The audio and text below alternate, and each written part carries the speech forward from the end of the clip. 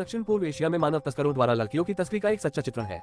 वे गरीब परिवारों की लड़कियों को फुसलाने में माहिर हैं, क्योंकि सामान्य तौर पर ये लोग अशिक्षित होते हैं और दूसरों पर भरोसा करना आसान होता है।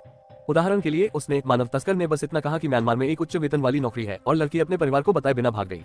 दोनों स्टेशन पर मिलने के लिए सहमत हुए। व्यक्ति को लेने के बाद दूसरा पक्ष बहुत उत्साही था, पानी दे रहा था और सामान ले रहा था। इस तरह लड़की ने अपनी सतर्कता पूरी तरह से शिथिल कर दी और मानव तस्करों का कार में पीछा किया।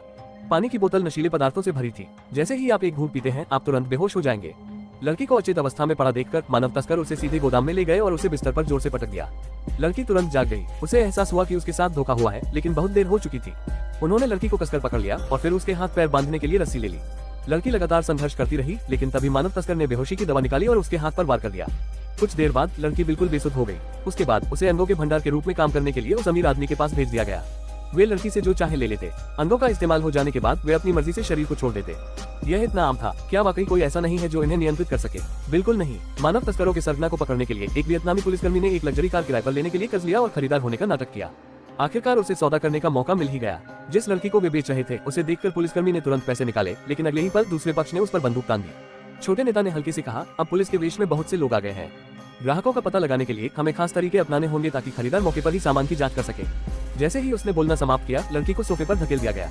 उस आदमी ने अपने आसपास इतने सारे लोगों को देखा और जाहिर तौर पर शर्मिंदा था, लेकिन बंदूक के दबाव और प्रलोभन में वह बस अपनी बेल्ट खोलकर बेबस हो गया।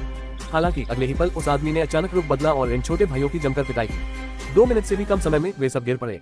बगल में खड़ा छोटा नेता ये दृश्य देखकर इतना डर गया कि वह सिमट गया, लेकिन उस आदमी ने उसे सांस लेने का भी मौका नहीं दिया। उसने उसे खिड़की से बाहर फेंक दिया और उससे पूछने लगा कि अगला लेन देन कहाँ है। अपनी जान बचाने के लिए छोटे नेता ने कुछ भी नहीं छिपाया और उस आदमी को सीधे ऑपरेशन का स्थान बता दिया। उसने ये भी बताया कि बॉस आज रात व्यापार करने के लिए खुद अमेरिका के गोदी में जाएगा। अपनी मनचाही जानकारी मिलने के बाद उस आदमी ने कोने में छिपी लड़की पर एक नजर डाली, अपना दिल कठोर किया और उसका हाथ छोड़ दिया।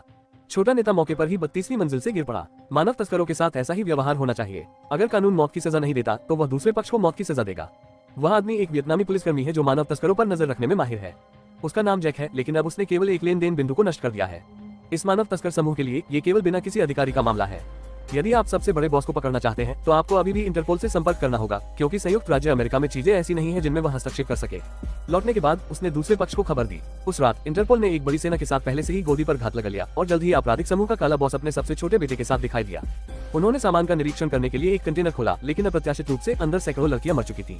तस्करी की प्रक्रिया के दौरान ऑक्सीजन की कमी के कारण पूरी सेना का सफाया हो गया। इतने गंभीर नुकसान के साथ काले बॉस का स्वाभाविक रूप से अच्छा चेहरा नहीं होगा और उसने सारा दोष प्रभारी व्यक्ति पर डाल दिया। बिना कुछ कहे उसने दूसरे पक्ष को गोली मार दी, लेकिन गोली की आवाज ने अंधेरे में छिपे पुलिस वालों को भी चौंका दिया और उन्होंने तुरंत हमला कर दिया। बल के पूर्ण दमन के तहत काले बॉस द्वारा लाए गए कुछ लोगों को एक एक करके गोली मार दी गई। ये देखकर कि दूसरी तरफ बहुत से लोग थे, वह स्वाभाविक रूप से विरोध नहीं कर सका, इसलिए उसे अपने बेटे के साथ छिपना पड़ा। लेकिन ये कोई समाधान नहीं है और देर सबेर पुलिस उसे ढूंढ ही लेगी। अपने पिता की रक्षा के लिए सबसे छोटा बेटा दूसरे पक्ष से लड़ने के लिए तैयार था और वह पिस्तौल लेकर बाहर भागा।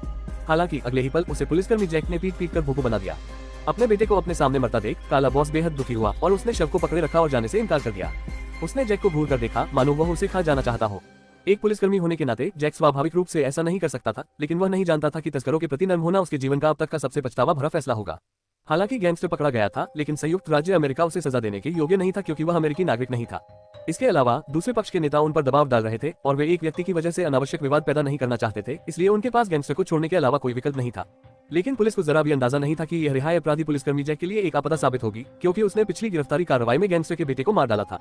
दूसरे पक्ष ने बहुत पहले ही कसम खा ली थी कि हत्यारे के परिवार को उसके साथ ही दफनाया जाएगा। जाहिर है थाने से निकलते ही उसने जैक पर हमला करने के लिए हत्यारे भेज दिए। कई लोग नीचे आए और बिना कुछ कहे कारतूस उठाकर उन पर गोली चला दी, लेकिन जब जैक ने देखा तो बहुत देर हो चुकी थी। वह और उसकी पत्नी दोनों गंभीर रूप से घायल होकर जमीन पर गिर पड़े। हत्यारों को घुसते देख जैक दौड़कर ऊपर जाना चाहता था, लेकिन दूसरे पक्ष ने उसकी पिटाई कर दी। फिर उन्होंने पिस्तौल उठाकर उसकी पत्नी पर तान दी। जैक ने बहुत संघर्ष किया, लेकिन वह शक्तिहीन था। हालांकि इसी समय उसकी बेटी ने शोर सुना और बाहर आ गई। ये देखकर हत्यारे ने जैक की पीठ पर कई गोलियां चलाई और फिर उसकी बेटी की ओर बढ़ा। हड़बड़ाहट में उसने गोली चलने की आवाज सुनी। जब वह फिर से उठा तो उसके सहकर्मी ने जैक को बताया कि उसकी पत्नी मर चुकी है और उसकी बेटी का अपहरण गैंगस्टर ने कर लिया है। ये सुनकर जैक ने चुपचाप सिर हिलाया और कुछ नहीं बोला। वह तस्करों के हथकंडे जानता था और उसकी बेटी बहुत खतरे में थी। अपने सहकर्मियों के जाने के बाद उसने जल्दी से अपने शरीर से उपकरण निकाले, खुद को दर्द निवारक इंजेक्शन लगाया और फिर चुपके से अस्पताल से निकल गया। अब सबसे जरूरी काम अपनी बेटी को बचाना और फिर पूरे मानव तस्कर गिरोह का सफाया करना था। जैक घर लौटा और खंडहरों में बरसों से बंद पड़े हथियार ढूंढे और फिर गैंगस्टर द्वारा संचालित बार में पहुंचा। इस समय उसका गुस्सा चरम पर था। उसने पिस्तौल उठाए और बस कर दी। चाहे कोई भी हो, वह जिसे भी देखता उसे मार डालता। अंत में उसके दबाव और प्रलोभन में आकर एक छोटे भाई ने गैंगस्टर का ठिकाना बता दिया। पुलिस स्टेशन से बाहर आने के बाद वह वियतनाम और कंबोडिया वापस चला गया और जैक को अपने एक और बार की तस्वीर दी। जैक को उपयोगी जानकारी मिलने के बाद उसने छोटे भाई को गोली मार दी। अब वह किसी के प्रति नर्म दिल नहीं रहेगा। अगर उस समय गैंगस्टर को मार दिया गया होता तो उसकी पत्नी न मरती और न ही उसकी बेटी गिरफ्तार होती। आजकल मानव तस्करी गिरोह से जुड़े किसी भी व्यक्ति को जिंदा नहीं छोड़ा जाना चाहिए। इसके बाद वह निर्णायक रूप से रसोई में गया, गैस टैंक का वाल्व खोला और जाने से पहले एक माचिस सुलगाई, जिससे पूरा बार चकनाचूर हो गया। अगले दिन वह बिना रुके वियतनाम चला गया। तस्वीर में बताई गई जगह के अनुसार उसने जल्दी से गैंगस्टर के नाम से बार ढूंढ निकाला। जैक मैनेजर के पास गया, उसकी गर्दन पकड़ी और पूछा कि गैंगस्टर अब कहाँ है।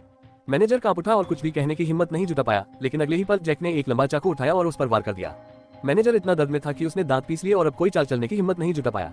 वो बस वही सब बता सकता था जो वह जानता था। लड़की के बारे में खबर सुनकर जैक तुरंत गुस्से से भर गया और सीधे चाकू उठाकर दूसरे व्यक्ति की गर्दन पर वार कर दिया, जिससे उसकी मौके पर ही मौत हो गई। ये सब करने के बाद जैक जल्दी से गोदाम की ओर दौड़ा, लेकिन उसने ऐसा दुखद दृश्य देखने की उम्मीद नहीं की थी। कई लड़कियां लोहे के पिंजरों में बंद थी, मानो कैद में छोटे जानवर हो। जैक को अंदर आते देख उन्होंने ज़ॉम्बी की तरह खाली आंखों से बिल्कुल कोई प्रतिक्रिया नहीं दी। भगवान जाने उन पर क्या बीती होगी। ये मानव तस्कर कितने घिनौने हैं। जैक गुस्से से आग बबूला हो गया। जब उसने सोचा कि उसकी प्यारी बेटी के साथ भी ऐसा ही व्यवहार हो सकता है, तो उसने सभी मानव तस्करों को मार डालना चाहा। जैक पिस्तौल लेकर दूसरे पक्ष से लड़ना चाहता था, लेकिन उसे नहीं पता था कि काले मालिक के दूसरे बेटे ने उसे निगरानी से देख लिया है और लोगों की एक गाड़ी लेकर आ गया है। जब जैक ने ये दृश्य देखा तो उसने तुरंत छिपने की जगह ढूंढी, लेकिन उनकी मारक क्षमता बहुत तेज थी और उन्होंने जैक पर गोलियां चला दी।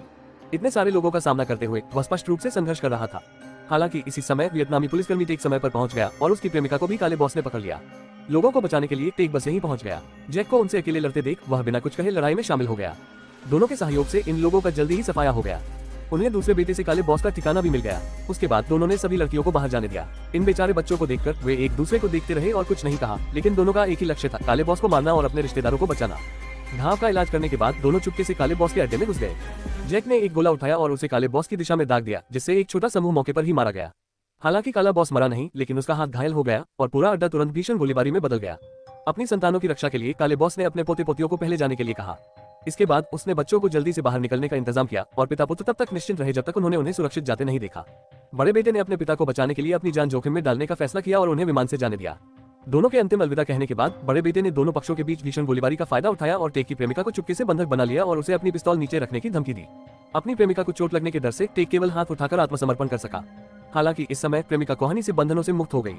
चूंकि दोनों ने बहुत अच्छा सहयोग किया था, बड़े बेटे को इतनी बुरी तरह पीटा गया कि वह बिल्कुल भी प्रतिरोध नहीं कर सका।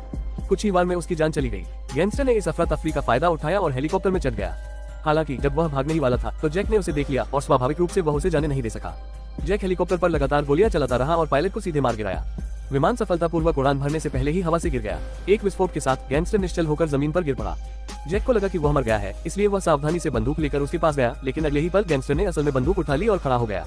शुक्र है जैक को जबरदस्त प्रतिक्रिया हुई और वह बच निकला। हालांकि उसी समय गैंगस्टर ने हल्के से कहा, तुम अपनी बेटी को इस जीवन में कभी नहीं देख पाओगे। वह एक आकर्षक वस्तु है और उसे दूसरे देश में बेच दिया गया है। ये सुनकर जैक की आंखों में उदासी छा गई, लेकिन जैसे ही उसका ध्यान भंग हुआ, गैंगस्टर ने चाकू उठाया और उसे चाकू मार दिया। जैक को अभी तक अपनी बेटी नहीं मिली है, वह इस तरह मरने को कैसे तैयार हो सकता है।